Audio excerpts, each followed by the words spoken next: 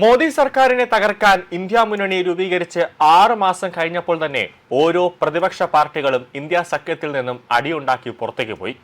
നിലവിൽ തൃണമൂൽ കോൺഗ്രസിൽ ഉണ്ടായ വലിയ രീതിയിലുള്ള പിളർപ്പ് അത് ഇന്ത്യ സഖ്യം പോലും പ്രതീക്ഷിച്ചിരുന്നില്ല എന്നതാണ് ഏറ്റവും പ്രധാനപ്പെട്ട കാര്യം.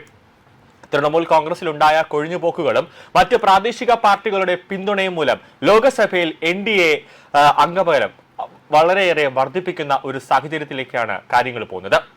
എന്നിരുന്നാലും ഭരണഘടനാ ഭേദഗതികൾ പാസാക്കാൻ ആവശ്യമായ 3/2 ഭൂരിപക്ഷത്തിലേക്ക്, അതായത് 363 സീറ്റുകളിലേക്ക് എത്താൻ NDAക്ക് ഇപ്പോഴും പ്രതിപക്ഷത്തിന്റെ ഭാഗികമായ പിന്തുണയോ അല്ലെങ്കിൽ കൂടുതൽ കക്ഷികളുടെ സഹായമോ ആവശ്യമാണ്. എന്തായാലും ഈ 363 സീറ്റുകളിലേക്ക് എത്താനുള്ള BJPയുടെ നീക്കം വരും ദിവസങ്ങളിൽ തന്നെ പൂർണ്ണമാകുമെന്ന കാര്യത്തിൽ യാതൊരു സംശയവുമില്ല. കാരണം തൃണമൂൽ കോൺഗ്രസിനെ തകർത്ത് തരിപ്പണമാക്കാൻ BJPക്ക് കഴിയുമെങ്കിൽ അത് 363 സീറ്റുകളിലേക്ക് മറ്റ് പാർട്ടിയിൽ നിന്നുള്ള ആളുകളെയും കൂടെ എത്തിക്കാൻ വലിയ പ്രയാസമൊന്നും ഇല്ല എന്നതാണ് ഏറ്റവും പ്രധാനം.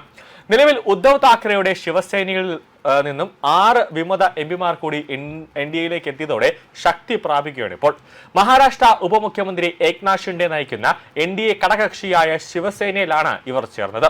ഇതോടെ ലോക്സഭയിലെ NDA അംഗങ്ങൾ 318ആയി. 2024 മോദി മൂന്നാമതും അധികാരത്തിലെത്തുമ്പോൾ 292 സീറ്റ് NDAക്ക് ഉണ്ടായിരുന്നു. മൊത്തം 543 സീറ്റിൽ 272 ഭൂരിപക്ഷത്തിന് വേണ്ടത്. ഇതിൽ BJPക്ക് മാത്രം 240 സീറ്റ് ലഭിച്ചിരുന്നു. UBT MPമാർ കൂടി ഷിൻഡെക്കൊപ്പം ചേർന്നതോടെ ശിവസേന MPമാർ 13ആയി. നേരത്തെ 7 MPമാർ ശിവസേനയ്ക്കുണ്ടായിരുന്നു. വരും ദിവസങ്ങളിൽ കൂടുതൽ പേർ വരുമെന്നാണ് ഷിൻഡെ സൂചന നൽകിയിട്ടുള്ളത്. ദിവസങ്ങളായി പാർട്ടിയിൽ തുടരുന്ന അഭിപ്രായ വ്യത്യാസങ്ങൾക്കൊടുവിൽ ഇന്നലെ വൈകിട്ട് മുംബൈയിലെ ചടങ്ങിലാണ് വിമത MPമാർ ശിവസേനയിൽ ചേർന്നത്.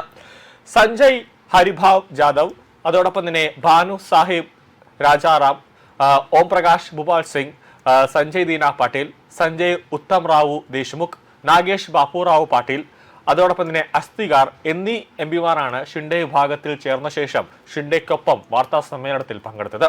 വ്യക്തിപരമായ നേട്ടങ്ങൾക്കല്ല ഈ MPമാർ യഥാർത്ഥ ശിവസേനയ്ക്കൊപ്പം ചേർന്നത്, മറിച്ച് അവരുടെ മണ്ഡല വികസനത്തിനാണ് എന്നാണ് ഷിൻഡെ പറയുന്നത്.